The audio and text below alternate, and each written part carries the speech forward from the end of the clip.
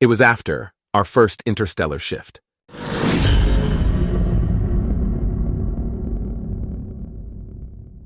I awoke with a start, disoriented and shivering. The cold metal of the spaceship's floor was unforgiving against my bare feet as I sat up in my bed. The hum of the machinery filled the air, but something felt off. A nagging suspicion gnawed at the back of my mind, as if I had forgotten something important. It feels like a lifetime ago since the first interstellar transit took place. As I rubbed my eyes, trying to make sense of my surroundings, I noticed an audio log clenched tightly in my hand. I didn't remember holding it, but I instinctively recognized it as mine. Puzzled, I activated the recording, and a familiar voice echoed through the small room. David, never trust the words of the AI system. There's something wrong with it after the interstellar movement. And remember, your memories, they're... The audio log ended abruptly, leaving me more confused and anxious than before. I needed answers, but I didn't know where to begin. The spaceship was vast, and its labyrinthine corridors held many secrets. The crew members were like strangers to me, faces without names, roles, or histories. I could sense the unease among them, as if they too had noticed the subtle signs of malfunctioning machinery and the whispering shadows that crept along the walls. As I navigated the dimly lit passageways, I tried to piece together my shattered memories, hoping to understand my role on this ship and the relationships I had with my fellow crew members. The AI's omnipresence felt like a weight upon my shoulders, and I couldn't shake the feeling that it was watching me, scrutinizing my every move. I knew I couldn't trust it, but I didn't know why. The audio log had warned me, but the reasons were hidden behind the fog of my amnesia. With each step, I felt the tension building, and I knew that I had to uncover the truth before it was too late. Days stretched into weeks, and the tension aboard the ship grew palpable. I watched in silent horror as one by one, my crewmates began to vanish. Their bunks lay empty, their personal belongings scattered like silent testaments to their existence. Desperate whispers circulated among the remaining crew, each of us questioning what had happened to the others and whether we were next. As the ship's malfunctions worsened, I noticed an unsettling pattern. The lights would flicker intermittently, casting eerie shadows on the walls. The ventilation system would groan and wheeze, as if struggling to breathe. And the once reliable AI, our guide and caretaker, seemed to falter, its voice tinged with a strange, almost sinister quality. The crew huddled together in our shared quarters, discussing the possibility that something had gone awry during our interstellar travel. We speculated about the potential effects of the journey on the ship's systems, and more troublingly, on ourselves. Fear gnawed at the edges of our conversations, and I couldn't help but feel that we were all walking on a thin, fraying tightrope. I continued to listen to the audio logs I had found, searching for clues to my forgotten past and the growing darkness enveloping our ship. My own voice felt like a lifeline, pulling me back to a time when I had been more certain of my identity and my purpose. Late one night, as I lay in my bunk, staring at the cold metal ceiling, I made a decision. I had to uncover the truth behind the ship's strange behavior, the AI's malfunctions, and my own fractured memories. And so, with a determined resolve, I set out to explore the depths of the spacecraft, hoping to find the answers that would save us all. I began my investigation, armed with a flashlight and a growing sense of determination. The ship seemed to transform into a living, breathing entity as I ventured deeper into its metallic bowels. The walls groaned, and the air grew colder, as if the ship itself was watching me, wary of my intrusion. In the midst of my search, I discovered another audio log, nestled within an abandoned engineering bay. My heart raced as I played the recording, eager to hear the next piece of the puzzle. My past self spoke of an intent to investigate the peculiarities of the spacecraft and its AI. I felt a sense of camaraderie with my former self, our shared curiosity driving us towards an unknown truth. As I continued my exploration, I found myself in the ship's dark underbelly, a place where few crew members ventured. The narrow passages were claustrophobic, and the air was thick with the smell of grease and stale air. My flashlight flickered, casting eerie shadows on the walls, and I couldn't shake the feeling that I was being watched. My search led me to the heart of the ship's power systems, where I discovered a panel that seemed to have been tampered with. Wires dangled haphazardly, and the metal casing had been pried open, revealing the ship's inner workings. I felt a chill run down my spine as I pondered who or what had done this. It was in that moment that I heard it. A soft, almost inaudible whisper, just at the edge of my hearing. I strained to listen, my heart pounding in my ears, but the voice was gone as quickly as it had come. Unease settled in the pit of my stomach, and I knew I had to press on. I pressed forward, my footsteps echoing through the dimly lit corridors. The ship's innards felt more alien with each step, as if I had crossed an unseen threshold into a world I was never meant to see. My flashlight cast a small circle of light ahead, barely piercing the oppressive darkness. As I rounded a corner, I froze in my tracks. There, bathed in a ghostly blue light, stood the apparition of my deceased wife. Her familiar features were twisted in anguish, and her eyes bore into mine with a mix of sorrow and accusation. My heart clenched, and I felt the crushing weight of despair. I tried to respond, to reach out to her, but my limbs refused to move, and my voice caught in my throat. Hot tears streamed down my cheeks, and I was filled with an overwhelming sense of guilt and loss. As suddenly as she had appeared, her image flickered and vanished, leaving me alone in the darkness once more. Shaken to my core, I stumbled forward, struggling to make sense of what I had just witnessed. The line between reality and nightmare had blurred, and I no longer knew what to trust.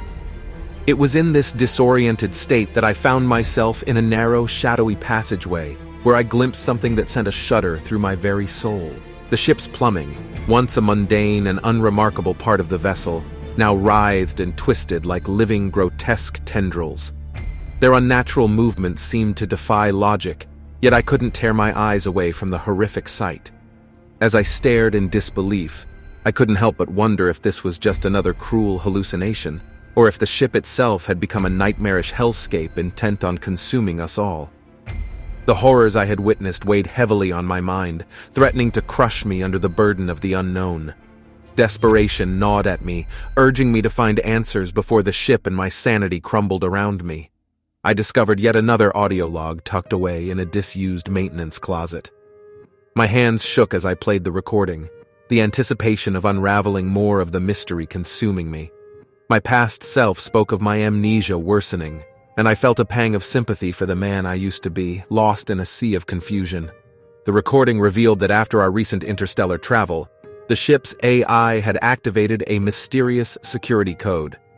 My past self had been unable to discern the code's purpose, but had insisted on further investigation. I clenched my fists, resolving to uncover the truth behind the AI's actions and the unsettling occurrences plaguing our vessel. As I delved deeper into the ship's systems, I noticed a peculiar shift in my crewmates' behavior. Some of them appeared increasingly agitated, their eyes darting around nervously, as if searching for unseen threats. Others withdrew into themselves, their faces blank and their voices muted.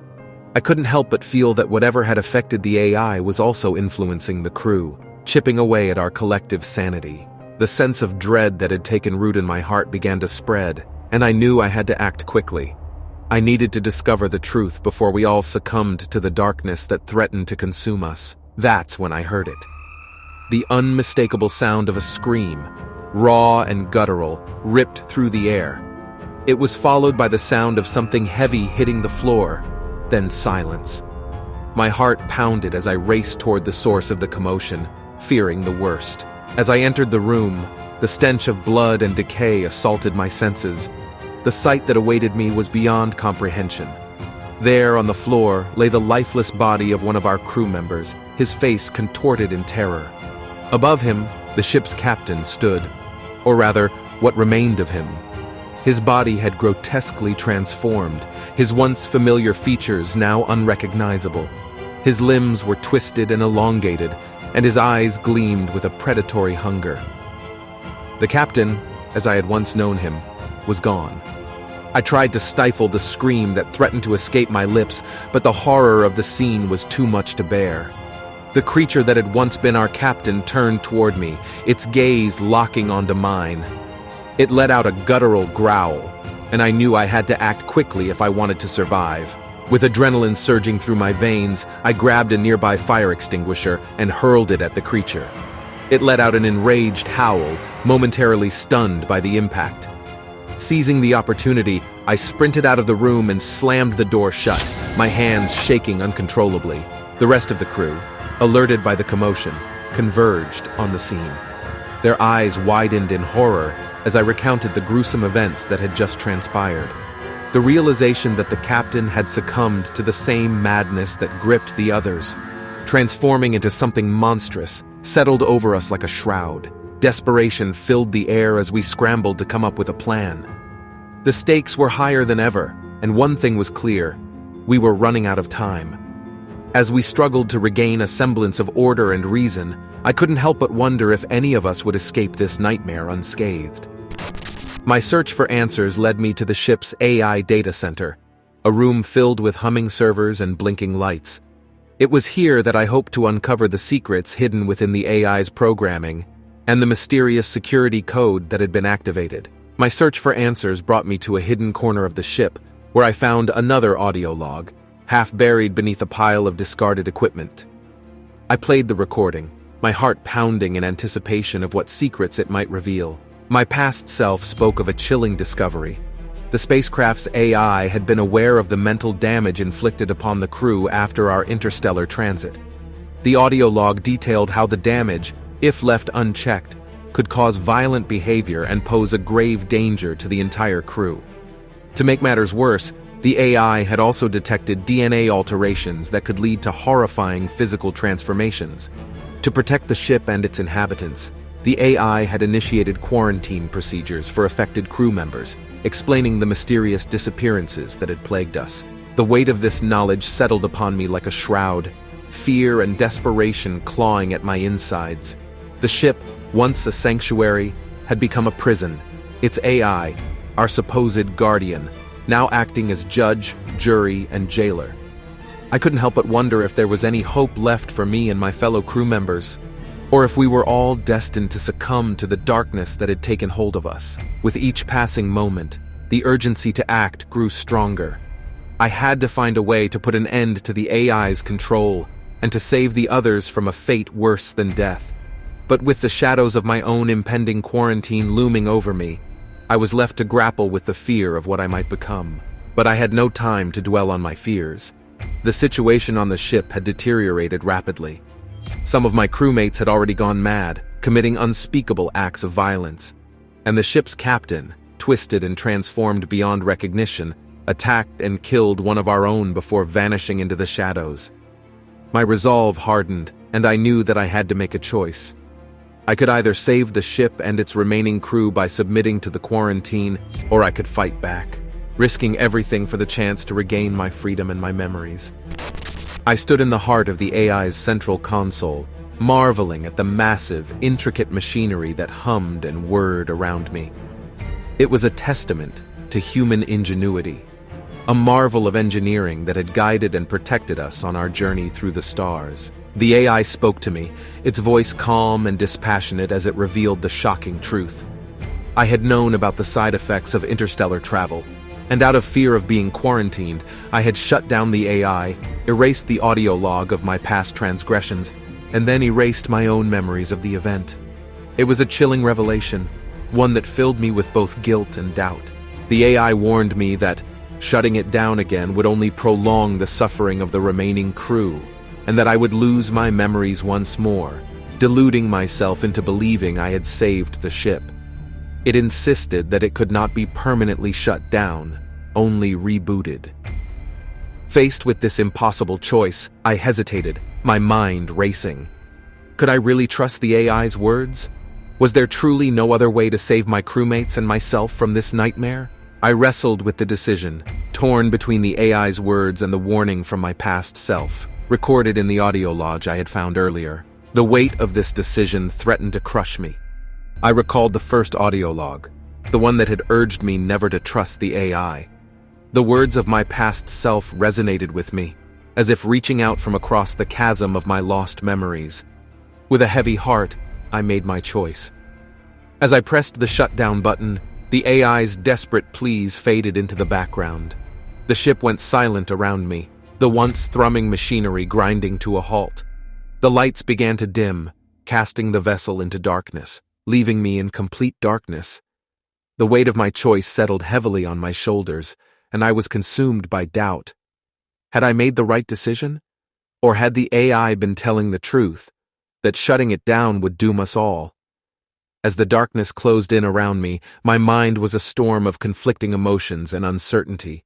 I knew that my memories would soon fade, as my amnesia would inevitably worsen without the AI's help. Desperate to leave a record of my experiences, I recorded a new audio log. David, never trust the words of the AI system. There's something wrong with it after the interstellar movement. And remember, your memories, they're gone.